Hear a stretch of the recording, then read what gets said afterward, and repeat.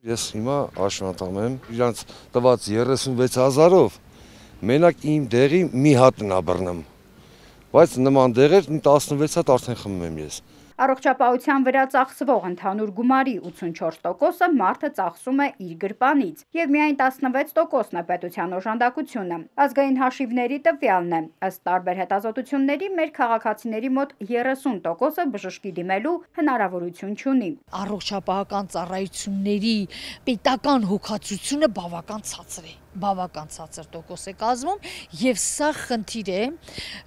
հենց այս հարցը պետք է լուծի ապահովագրությունը։ Առողջապահության նախարարության հաշվարկով մինչև 2029 թվականը բնակչության 85%-ը պետք է ապահովագրական փաթեթ ունենա։ Մեկնարկը մի քանի անգամ հետաձգվելուց հետո 2026 թվականին է նախատեսված։ Առաջին օգտվողները կլինեն մինչև 18 տարեկանները եւ 65 տարին լրացած մարդիկ, նաեւ 18-ից 65 տարեկան, բայց հաշմանդամություն կամ անապահովության բալ ունեցողները։ Սա ըստ նախատեսվածի, բայց այս անգամ էլ մեկնարկը հայտարարել են առանց առողջապահական ապահովագրության մասին օրենքի հաստատման։ Մտահոգ է փորձագետը։ Նաև անցումային փուլն է շատ կտրուկ արվում։ Ապահովագրավճարները սկսելու են հավաքել ու ավելացնել։ Մարդիկ անպատրաստ։ Պարտադիրը դա այդքան էլ լավ չի։ Հիմա մարդը գումար չունի, ոնց ապահովագրվի։ Մի խնդիր էլ է տեսնում փորձագետը։ Ավելի քիչ եկամուտով մարդկանց բեռը հավասարեցվել է բարձր եկամուտներ ունեցողներին։ 201,000 եւ ավել հաշվարկային աշխատավարձ ունեցող, այսինքն ասել կուզեմ հարկերը մեջը աշխատավարձ ստացողները նույնպես հարկվելու են, նույնպես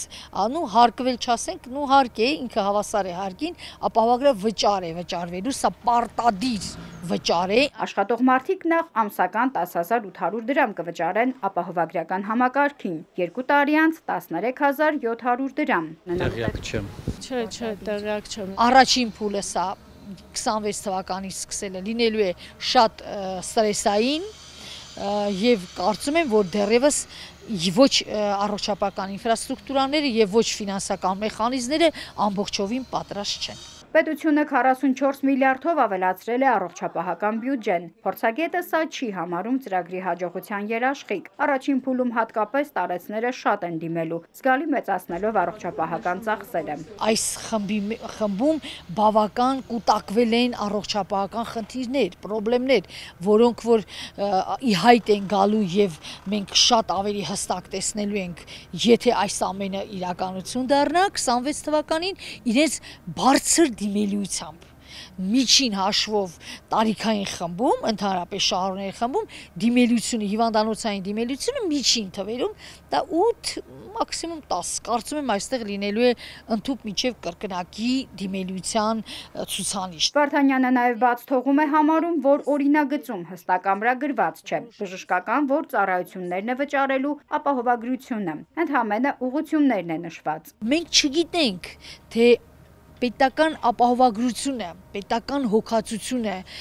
ընդհանրապես ծավալ է ապահովելու, թե ունենալու ենք ծառայությունների խորություն, այսինքն որ ծառայությունները ինչքանով է ծածկելու, սա մնում է գաղտնիք, այսպես ասած, որովհետև ընդհանուր միայն հղում կա, որ առավել տարածված, առավել մահաբեր եւ այսպես է գրված։ Մենք ունենալու ենք հստակ ծառայությունների ցանկ, ու ամեն քաղաքացի իր հավելվածում կարող է հասկանալ այդ ապահովագրությունը, այդ ծառայությունը փակում է, ինչքան է պետությունը վճարելու, որպեսզի նա այդ ծառայությունը ստանա։ Համակարգի ներդրմամբ ակնկալում են 30-ից 60%-ով կրճատել քաղաքացիների թիվը, որոնք փող չունենալու պատճառով բժշկի չեն գնում։ Նարնե Ղուկասյան, Սիմիկ Մայլյան, Էպիկենտրոն։